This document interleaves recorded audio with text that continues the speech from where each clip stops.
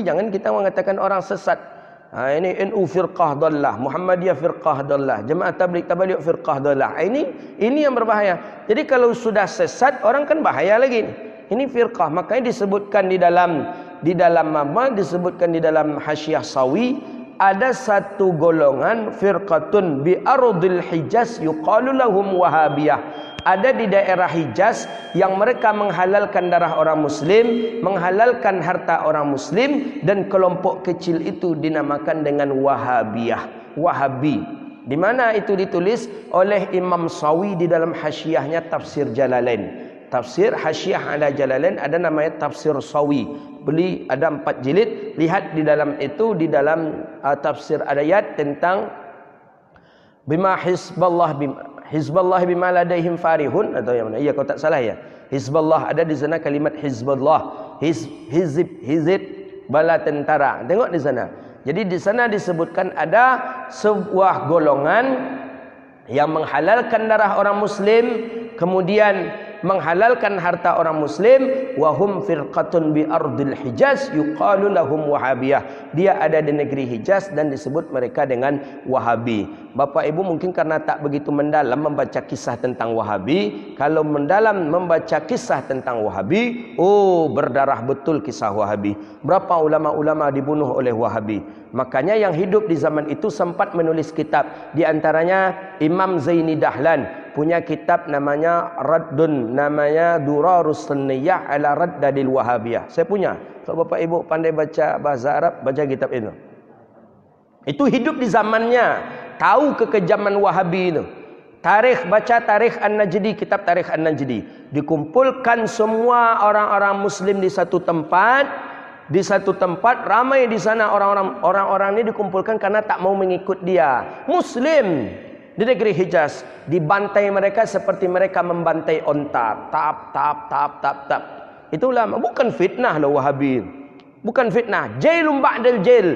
Ceritanya itu, kisahnya itu nyata. Buktinya diabadikan oleh orang yang hidup di zamannya. Kecuali kalau kini kita mengabadikan cerita buruknya Wahabi, itu fitnah. Ini yang menulis itu orang yang hidup di zaman Wahabi. Bukan fitnah lagi. Jailum ba'dal jail. Turun-temurun cerita itu disampaikan terus. Di zaman itu disampaikan sampai ke kita. Memang buruk, bukan fitnah cerita Wahabi. Bukan fitnah.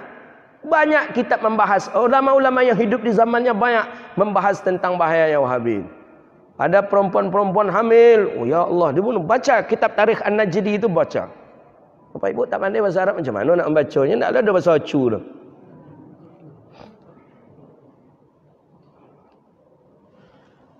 Kakaknya saja ada menulis kitab itu. Kakaknya, kan dia 2 orang kakak beradik. Muhammad bin Abdul Wahab, ayahnya Abdul Wahab namanya. Muhammad bin Abdul Wahab, ini yang Wahabi. Yang kakaknya, yang saudaranya ini namanya Sulaiman bin Abdul Wahab. Yang Sulaiman ini sempat menulis kitab, menulis buku tentang bahaya pemahaman ADN.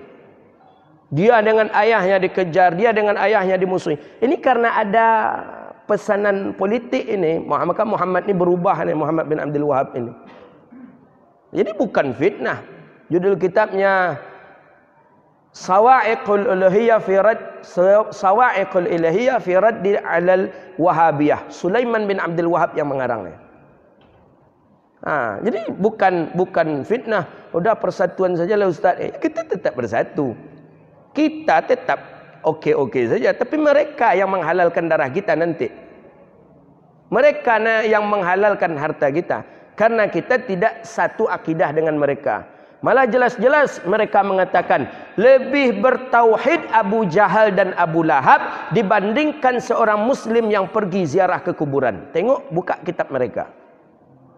Jadi kita yang berziarah ke kuburan itu, mereka anggap kita ni pelaku syirik.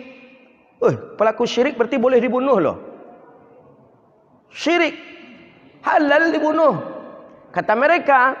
Maka lebih tinggi tauhidnya, lebih dalam tauhid Abu Jahal dan Abu Lahab dibandingkan orang muslim yang pergi ziarah kubur. Apa nih? Bacalah kitab mereka kalau tak percaya. Jumpa nanti di dalam itu dulu. Jadi bapak dan ibu lebih elok Abu Jahal pada awak lah kalau awak ziarah kubur. Padahal Nabi jelas mengatakan, apa kata Rasulullah? Nahakum an ziyaratil kubur fazuruha. Nabi menyuruh ziarah kubur. Belum lagi dalam riwayat hadis Nabi menyuruh kita ziarah ke kubur Rasulullah. Manzara qabri inda mauti ba'da mauti wajabat lahu syafaati. Siapa yang menziarahi kuburku setelah, siapa yang menziarahi kuburku maka dapat syafaatku. Dalam riwayat yang lain, manzara, siapa yang menziarahiku setelah aku wafat, faka'annama dzarani, maka seolah-olah orang itu menziarahiku ketika aku hidup. Itu dalam riwayat yang lain. Belum lagi dalam Sahih Muslim, Nabi pergi ziarah kubur ke makam Baqi'. Dalam hadis yang lain, dalam hadis sahih Nabi ziarah kubur ke Jabal Uhud. Kini kau ziarah kubur dituduhi kita pelaku syirik. Tak bisa.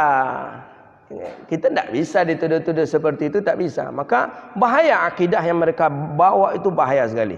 Sampailah berlanjut ayah mak Nabi masuk neraka. Berlanjutlah terus Allah punya tempat. Akidah-akidah yang berbahaya saja. Allah punya tangan, Allah duduk di kursi memang seperti ini. Apa ni pemahaman yang seperti ini? Na'udzubillah. Mudah-mudahan Allah jauhkan kita daripada pemahaman-pemahaman mujassimah.